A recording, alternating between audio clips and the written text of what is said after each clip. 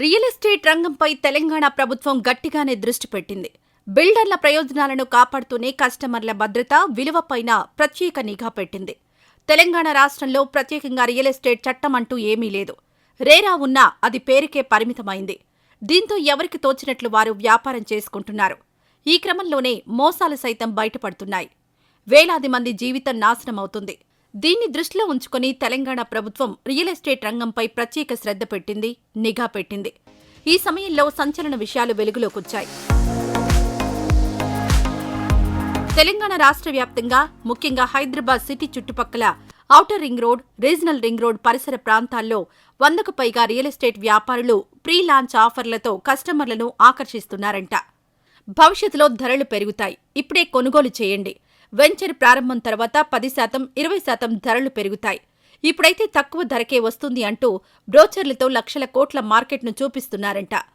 Pre launch ఆఫర్ల పేరుతో 100కు పైగా వెంచర్స్ నడుస్తున్నాయని, వీటి విలువ అక్షరాల 20,000 కోట్ల రూపాయలు పైనే ఉంటుందని అంచనాకొచ్చింది.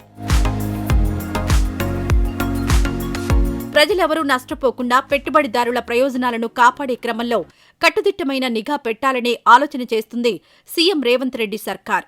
ప్రీలాంచ్ ఆఫర్ల పేరుతో వలవేస్తున్న వ్యాపారుల ఆర్థిక పరిస్థితులేంటి? నిజంగా వెంచర్ను ముందుకు తీసుకెళ్లగలరా? మధ్యలో ఆగిపోతే పరిస్థితేంటి? అప్పటి వరకు పెట్టుబడి పెట్టినోళ్ల డబ్బుకు గ్యారంటీ ఏంటి అనే విషయాలను ఆరా తీస్తుందట. ఇప్పటికే సిటీ శివార్లలో వేల సంఖ్యలో రియల్ ఎస్టేట్ మోసాలకు సంబంధించి కేసులు నమోదవుతున్నాయి. ఈ కేసులు రోజువారీగా వచ్చే కేసుల్లో 10% పైనే అంటున్నారు పోలీస్ వర్గాలు. ఇలాంటి టైంలో కొత్త ప్రభుత్వం వచ్చిన తర్వాత మరిన్ని జాగ్రత్తలు తీసుకోవాలని రేవంత్ రెడ్డి ప్రభుత్వం పోలీసులను ఆదేశించింది. పెట్టుబడిదారుల ప్రయోజనాలకు ప్రాధాన్యత ఇస్తూ ప్రీ లాంచ్ ఆఫర్లపై నిఘా పెట్టడం ద్వారా మోసాలకు చెక్ పెట్టొచ్చని భావిస్తోంది. రేరా ఉన్నా దాని పనితీరుపై అనుమానాలు, విమర్శలు, ఆరోపణలు ఉన్నాయి. మొన్నటికి మొన్న సాహితీ ఇన్ఫ్రా 1,600 కోట్లకు మోసం చేసింది. వీళ్లందరూ మధ్యతరగతి కుటుంబాలే. అదేవిధంగా చాలా కంపెనీలు ప్రీ లాంచ్ పేరుతో డబ్బులు వసూలు చేసి మధ్యలోనే వెళ్లిపోయాయి. కొందరైతే కమిటీగా ఏర్పడి మిగతా డబ్బులతో అపార్ట్మెంట్స్ పూర్తి చేసుకున్న సందర్భాలు ఉన్నాయి. హైదరాబాద్ రియల్ ఎస్టేట్ మార్కెట్ అంతర్జాతీయ స్థాయికి వెళ్లిన క్రమంలో మోసాలను గట్టిగా అరికట్టాలని సీఎం రేవంత్ రెడ్డి భావిస్తున్నారు.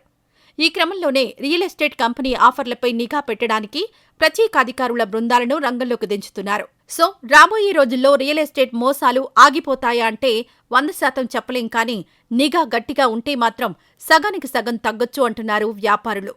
ఇప్పటికే ప్రీ లాంచ్ ఆఫర్లు అనే వాటిపై రేరా నిషేధం ఉందని, అయినా ఎక్కడా అమలు కావడం లేదనేది వ్యాపారుల మాట.